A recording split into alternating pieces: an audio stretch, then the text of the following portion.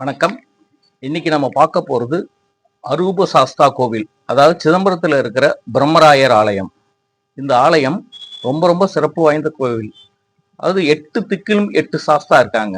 அதுல முதன்மை சாஸ்தாவா இருக்கிறது அரூப சாஸ்தாவா பிரம்மராயர். இந்த பிரம்மராயர் கோவில் பத்தி நிறைய பேருக்கு தெரியல. நம்ம ஊர்ல இந்த கோவில் இருக்கா, இதுல என்னென்ன சிறப்புகள் இருக்கு அப்படிங்கிறத பத்திலாம் ரொம்ப பேருக்கு புரிதல் இல்லை. ஆனா அதோட வரலாறையும் அதோட சிறப்புகளையும் கேட்டீங்க அப்படின்னு சொன்னா மிகப்பெரிய உங்களுக்கே வியப்பை ஏற்படுத்தும். அத மாதிரியான ஒரு கோவில் இது. அந்த கோவிலை பற்றிய வீடியோ இருக்கு. அந்த கோவிலை பற்றிய சிறப்புகளையும் நான் சொல்றேன், கேளுங்க. இந்த கோவிலில் ஒரு முக்கியமான சிறப்பு இருக்கு, என்ன தெரியுங்களா? சீட்டு கட்டுற பிரார்த்தனை. அதாவது எப்படி சீட்டு கட்டுற பிரார்த்தனைன்னு, உங்களுக்கு யாராவது ஒரு கேடு விளைவித்தாலோ அல்லது ஏதாவது உங்களுக்கு ஒரு நன்மை நடக்கணும்னோ, ஏதோ ஒரு விஷயத்துக்காக நீங்க மனசு ரொம்ப வருத்தப்படுறீங்க அப்படின்னா, நேரம் நீங்க என்ன பண்ணணும்னா அந்த கோவில்ல இருக்கிற அர்ச்சகர்கிட்ட போயிட்டு சொல்லணும், இதே மாரி எனக்கு இருக்கு பிரச்சனை அப்படின்னு சொன்னீங்கன்னா, அவர் உடனே ஒரு வெள்ளை சீட் எடுத்து உங்களுடைய பிரச்சனை என்னங்கிறது எழுதி, அங்க கோவில்ல நிக்கிற பிரம்மாண்டமான 2 குதிரைகள் இருக்கு, அந்த குதிரைகள் பூஜை பண்ணி அந்த குதிரைகளோட காலில் கட்டிடணும்.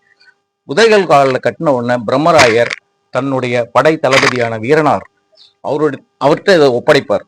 இந்த பிரச்சனைகளை பார்த்து நீங்க தான் இதுக்கு ஒரு தீர்வு காணணும், என்னங்கிறத சொல்லுங்க அப்படின்னு சொல்லும்போது அவர் 2 குதிரைகளை அனுப்புவார்.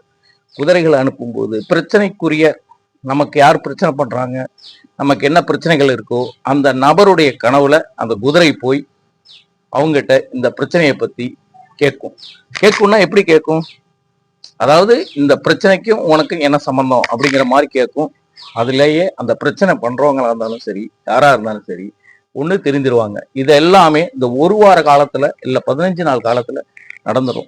அந்த நம்பிக்கையில தான் அந்த மக்கள் அந்த குதிரைக்கால் பூரா சீட்டா இருக்கும். இங்கேன்னு மட்டும் கிடையாதுங்க, வெளியூர்ல இருந்து கூட வந்து அங்க கோவில்ல சீட்டு கட்டுறாங்க. நீங்க அதை பார்க்கலாம் நேரடியாவே. அதை நிறைய பேர் கேட்கறது, இந்த கோவில் எப்ப திறப்பாங்க அப்படின்னு. டெய்லியே நித்தியப்படி பூஜை உண்டு, ஆனா யாரும் பக்தர்கள் போறதில்லை. திங்கட்கிழமை அன்னைக்கு சாயங்காலம் 5 மணியிலிருந்து 9-9:30 மணி வரைக்கும் அந்த கோவில் திறந்திருக்கும். அது திங்கட்கிழமை மட்டும் திறக்கிற கோவில் அப்படின்னு கூட இங்க எல்லாருமே சொல்லுவாங்க. இதுல என்ன சிறப்பு அப்படின்னு கேட்டீங்கன்னா, அந்த கோவில்ல எலுமிச்சம்பழம், நாட்டு சர்க்கரை, ஊதுபத்தி, பூ இது மட்டும் தான் வாங்கிட்டு போகணும். கொண்டு போய் கொடுத்தீங்கன்னா அதை அர்ச்சனை பண்ணி உங்களுக்கு அந்த பிரசாதங்களை கொடுப்பாங்க. அங்கேயே அதை விநியோகம் பண்ணிட்டு எலுமிச்சம்பழத்தை மட்டும் வீட்டுக்கு கொண்டு வந்து உங்களை நிலைவாசப்படியிலையோ இல்லை பூஜை அறையிலையோ வச்சிங்கன்னா உங்களுக்கு இருக்கிற கண் திருஷ்டி, ஓமல், இந்த மாதிரி பிரச்சனைகளுக்கெல்லாம் மிகப்பெரிய தீர்வு கிடைக்கும் அப்படிங்கிற ஒரு நம்பிக்கை மக்கள்கிட்ட இருக்கு. இது நிஜம் நடந்துகிட்டு இருக்கு. ஆன்மீகம்னாலே நம்பிக்கை தான், புரியுதுங்களா? அந்த ஆன்மீகத்துக்கு மேல நம்பிக்கை வைக்கணும். நம்பிக்கை வச்சாதான் ஆன்மீகம். இந்த கோவிலுக்கு எப்படி போறது எனக்கு தெரியலையே அப்படின்னு நீங்க நினைப்பீங்க.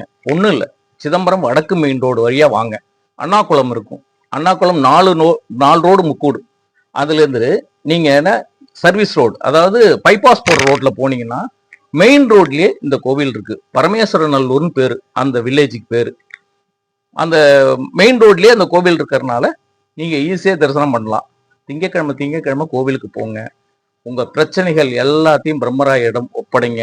நிச்சயமா உங்களுக்கு ஒரு நல்ல தீர்வு கிடைக்கும், மன அமைதி கிடைக்கும். அந்த கோவில்ல போயிட்டு ஒரு 10 நிமிஷம் கண்ணை மூடி உட்காருங்களேன், உங்க மனசுல ஏகப்பட்ட மாற்றங்கள் கிடைக்கும்.